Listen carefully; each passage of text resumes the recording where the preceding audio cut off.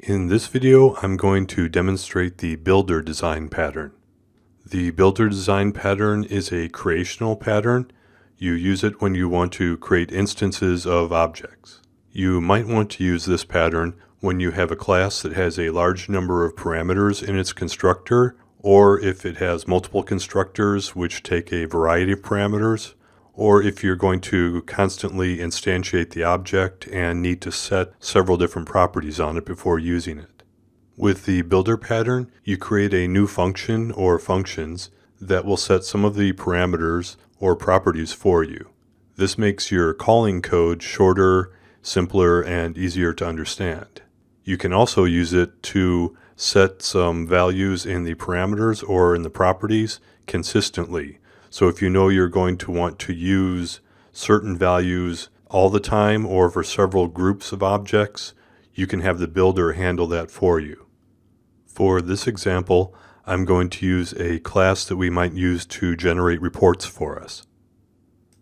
Here we have the report class. We have an enum with two different sorting methods by salesperson or by tax category. We have some private variables that we use to hold the passed-in parameters from the constructor, where we've got the from date, the to date, a Boolean whether we should include returned orders, a Boolean whether we should include unshipped orders, and then the sorting method parameter so we can decide how we want to group the data. And then here we also have our create PDF report, which is our imaginary function that would take these variables that were passed in by the parameter and actually create our PDF report object. This would have a lot of logic in it for a real class, but for the demonstration, I'm just having it return a new object. In order to use this class, I created a simple unit test class here with one function, and I have this function create 4 reports.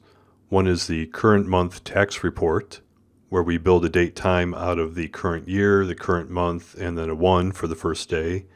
And we build the date time for the final day of the month. Then we pass in false, true, and sort by tax category, since this is a tax report.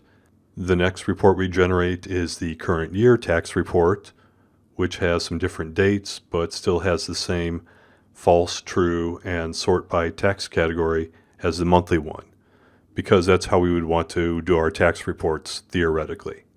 Then we create a couple of commission reports, a current month commission report and a current year commission report, where we create the dates that we need, and then we pass in the required parameters for including unshipped or returned orders and how we want to sort this and group this.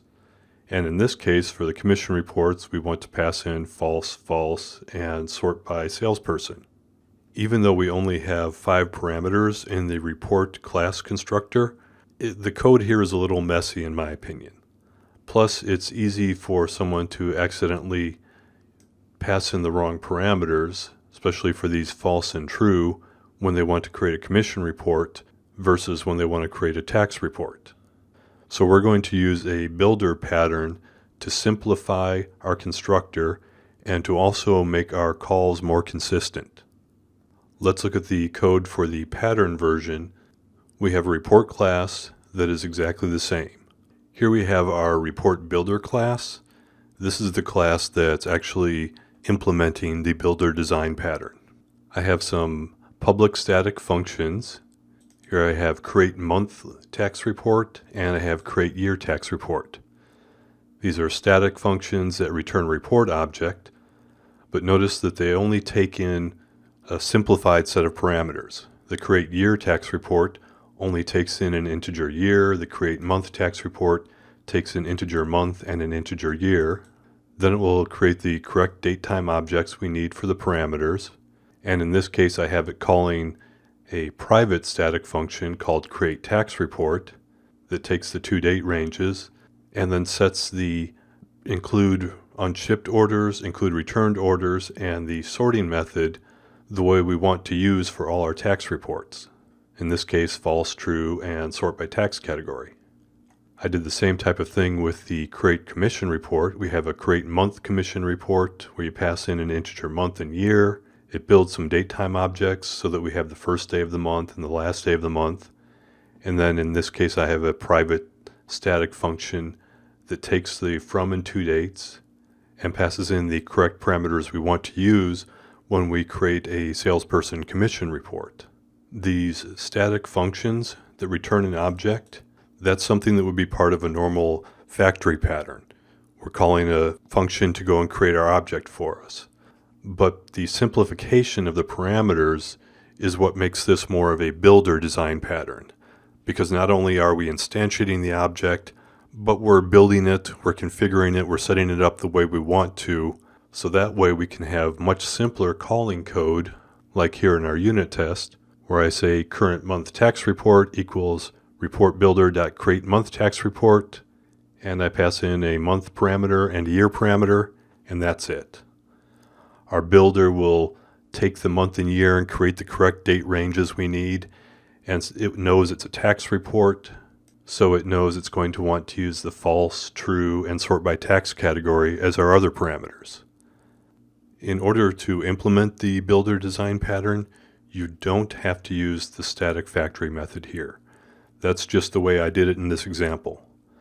Your builder could be a class that is instantiated, and then when it goes and creates the other object, in this case the report object, it would know how to set its properties on the report object or what parameters to pass into its constructor. It all depends on what you like, what your preference is. But as long as your builder is instantiating the object and setting some properties so you can simplify your calling code, then I would say you're implementing the builder design pattern. This is related to a few other design patterns, so you might want to see the composition over inheritance. You might also want to look at the factory pattern or the wrapper and facade pattern. Those are all creational patterns, and depending on your situation, you might want to use one or the other. I'll include a link in the description of this video to the support page on my website if you have any questions or if you want to get the source code. I'll also include a link to the GitHub link where you can pull down a solution file that has the source code for all the design pattern videos I've created. You can also leave your questions in the comments below, and I'll answer it as soon as possible.